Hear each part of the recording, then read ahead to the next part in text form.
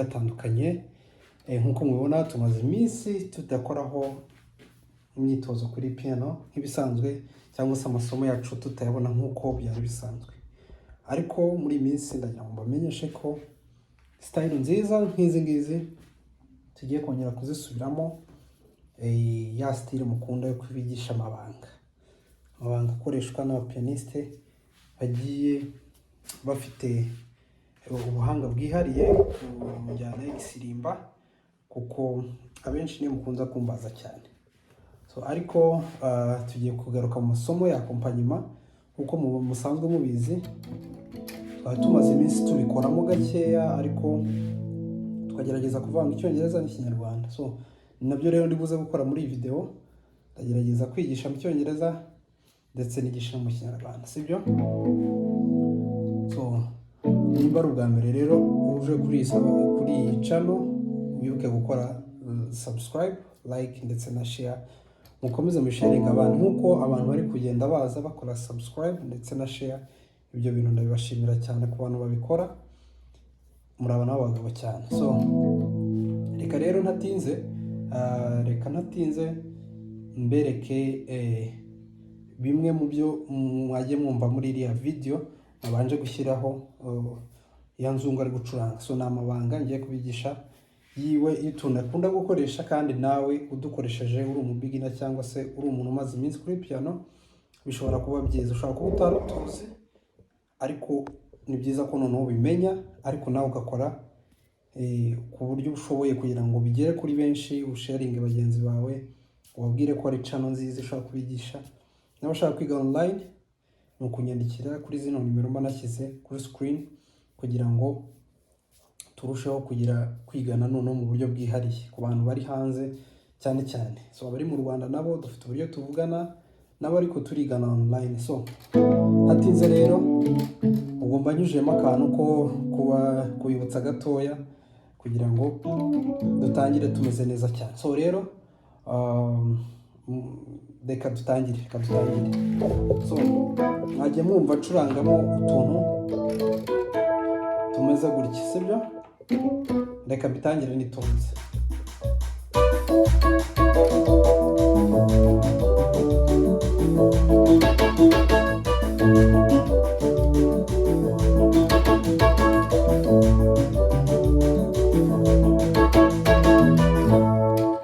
Very easy for the first step. Let me teach in English and I will mix in Kinyarwanda. Very easy, as I said before, we play like 4 and 5.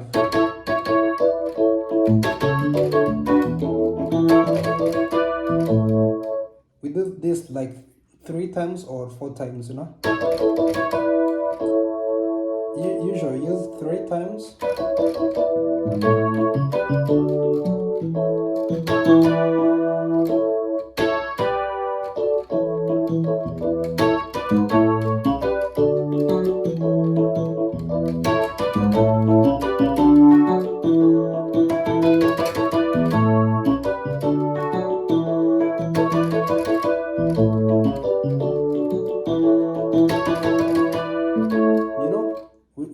When you try this many time, I believe that you're gonna make it, no? This is the 1 and 5. We do this like 3 times or even 4.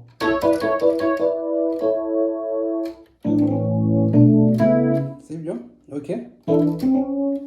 Okay, let me put beats again.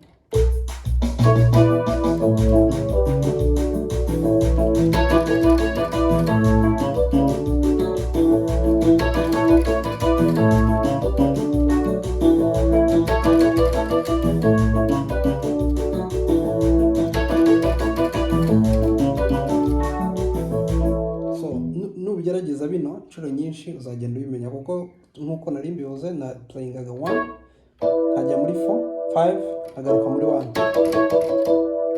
Yes, sibyo? Then ukagerageza kugenda ubikora, sibyo?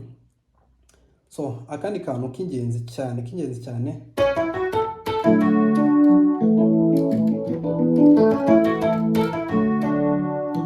that's very easy and easy chords, you know. This is the progression of 1 1 4 1 5, you know. This is my left hand. I play like this 1 and I go to 4 and I go back to 1 to 5. Yes, that's very easy chords and progression. If you try this, I think you have to try many times as you can, you know, to play this 1 4 1 5.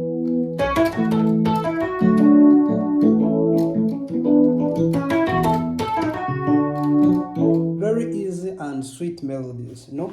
This is I play this. I play like this 3. You know, this is 3 5 6 and 1.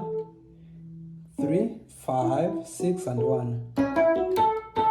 And I play this like two time. And I play 4 5 6 5 and 6 4. And you go back to my left hand, you know. I play this 1 4 1 5. This is the progression, you know.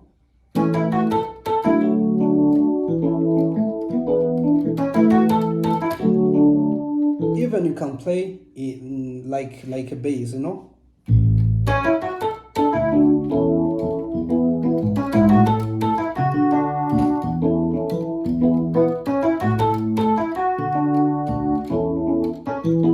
You know, we play this 1 5. We go to 5. We play 1 4 and we go up to 5. This is the easiest. So biroroshye reka mbivuge no mu Kinyarwanda. So narivuze nti twaplayingaga 1 5 6 tukagaruka kuri 1 tukaplayinga inshuro 2. Sibyo? Noneho kuri kumoso yacu progression cyangwa se uko tugenda ni 1 4 1 5. Sibyo? Ni 1 4 1 5. Iyo niyo progression, sibyo?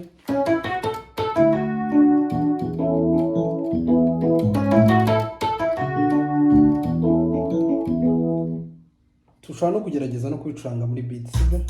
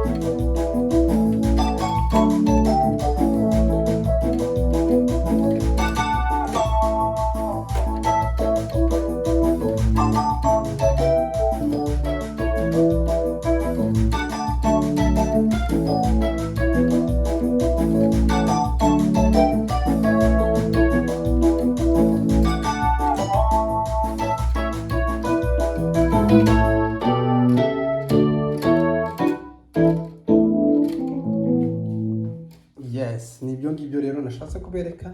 So dushaka kuzategura indi part 2 yo kugira ngo murusheho kugenda mu bimenya bino byose tuzagenda tubyigana kuri Ubuntu Filmz TV ndetse na iWatch Now TV. So tarakora subscribe kuri Watch Now TV. Twatwaye collaborating ku Ubuntu Filmz TV no gukandaho tugakomezanya andi masomo.